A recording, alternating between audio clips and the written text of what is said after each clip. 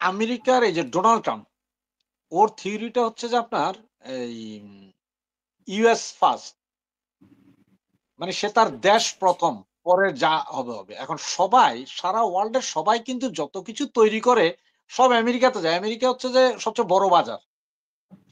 আর আমেরিকার যেসব প্রোডাক্ট গুলো আসে ওগুলা যখন আমরা আনি তখন ওটার উচ্চ মূল্য থাকে।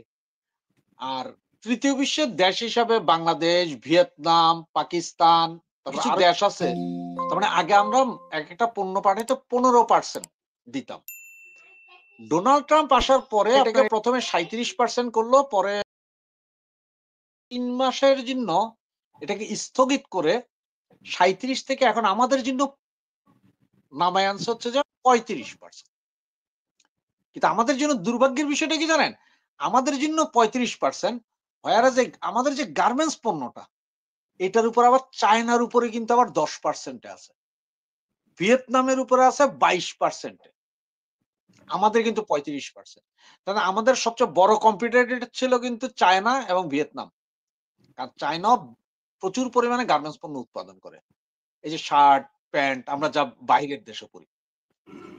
আবার এখনকার যেই হিসাবটা, যে এই মুহূর্তে যেটা আবার ও বলল যে আমরা যদি বাংলাদেশ যদি এটার উপরে যদি আবার কোনো অ্যাকশন নেয়, মানে কোন পণ্যের দাম বাড়ায় যেটা এই চায়না করছিল, ঐরকম করলে সে এটার উপরে আরো ট্যাক্স বাড়াবে।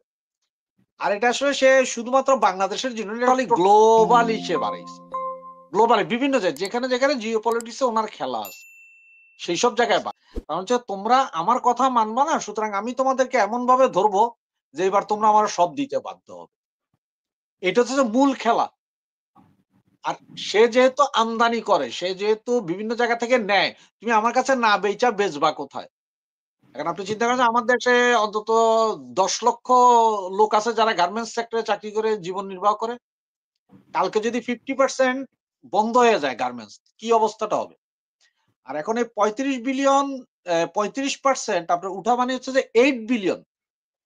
আমরা ইউএস এর 8.4 8.4 একটা অ্যাপ্রক্সিমেটলি বলতেছি যে 8 বিলিয়ন। তো 8 বিলিয়ন, আচ্ছা আপনি 8 বিলিয়ন যদি নাও ধরেন, হাফ ধরলে তো 4 বিলিয়ন নাই হয়ে যাবে।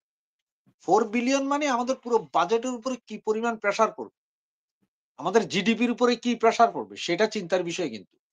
আবার এখন আর আমরা তৃতীয় কোন দেশের মাধ্যমে পাঠাতে পারবো না, যেটা আগে আমরা ইন্ডিয়া হয়েও কিছু পাঠাতাম, ওই যে ট্রান্সশিপমেন্ট।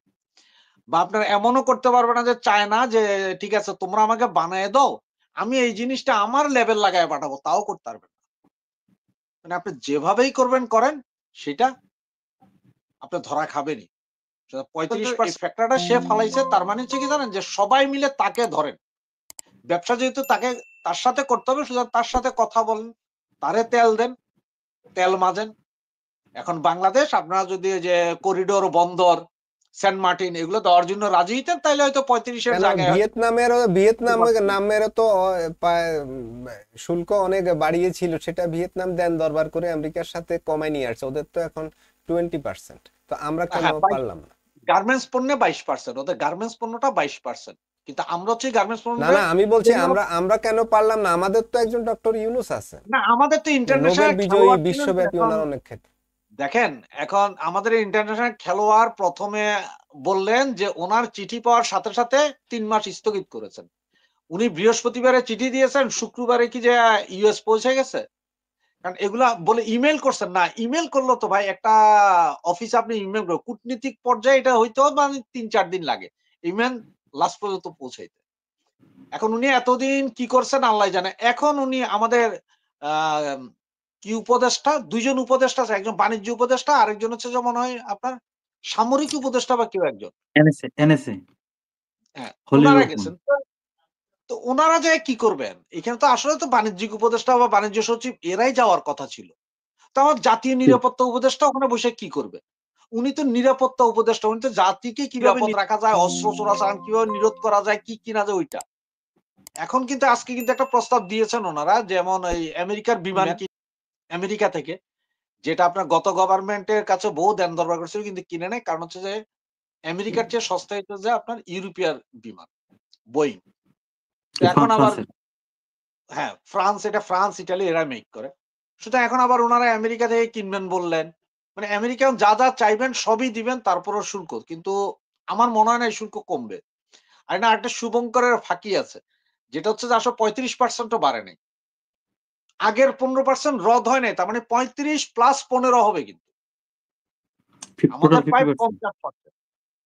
আগের 15% রদ করে নাই, আগের যেটা আছে এটা ওটার উপরে 35% বলছে, কিন্তু এখনো আমাদের পত্রপত্রিকাগুলো শুধু বলতেছে 35% বাড়ছে। এই যে এইখানেই দেখেন, এই যে শুল্ক আরোপ করলেন ট্রাম্প 35%, কিন্তু আসলে ওই যে 115%-এর উপরে 35%, আগের 15% এই 35-এর সাথে যোগ হবে।